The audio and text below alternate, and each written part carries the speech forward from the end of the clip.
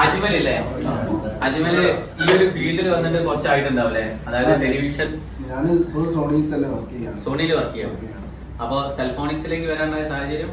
എനിക്ക് ഇലക്ട്രോണിക്സിനോട് തന്നെ താല്പര്യമുള്ളത് കൊണ്ടാണ് ഇനി ഇതിലേക്ക് ഇറങ്ങിയത്.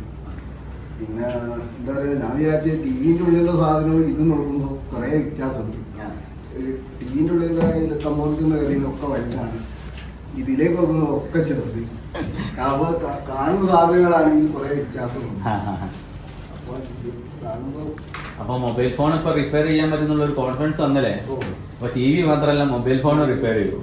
അപ്പൊ നിങ്ങൾക്കുള്ള ഒരു സൗകര്യം ഞാൻ പറഞ്ഞിട്ടെ, നിങ്ങളിപ്പോ ചിലപ്പോ ഇയാളെ ബാച്ചായിക്കോളൊന്നും ഇല്ല അല്ലേ, ബാക്കിയുള്ള ആളുകൾ ചിലപ്പോ.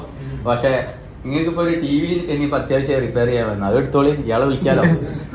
അപ്പൊ എല്ലാ രീതിയിലുള്ള സപ്പോർട്ടും നിങ്ങൾക്ക് കിട്ടും. പിന്നെ ഈ ഇവിടെ കോഴ്സ് ചെയ്ത് കഴിഞ്ഞപ്പോൾ നിങ്ങൾക്ക് ഇപ്പോൾ മൊബൈൽ ഫോണുകളെ കുറിച്ച് അത്യാവശ്യം ചെയ്യാനുള്ള ഒരു കോൺഫിഡൻസ്, ചിപ്പ് ലെവൽ വർക്കുകളൊക്കെ ചെയ്യാൻ പറ്റും. അപ്പോൾ ആ ചിപ്പ് ലെവൽ, മൊബൈൽ ഫോണിന്റെ ചിപ്പ് ലെവൽ പഠിച്ചുകൊണ്ട് നിങ്ങൾക്ക് ടി വി റിപ്പയറിംഗിലേക്ക് എന്തെങ്കിലും മാറ്റങ്ങൾ വന്നിട്ടുണ്ടോ? ടി വിയുടെ ചിപ്പ് ലെവലിലേക്ക്? ടിവിയിലേക്ക് അറിയാൻ സർവീസ് അതേ പരിപാടിയേ ഉള്ളൂ. ചിപ്പ് ലെവലായിട്ടൊന്നും ടി വിയിൽ ചെയ്യുന്നില്ല. മൊബൈലിലേക്ക് ചെയ്യുന്ന അത്ര ഡീപ്പ് ലെവലിൽ ടി വിയിലേക്ക് ചെയ്യുന്നില്ല.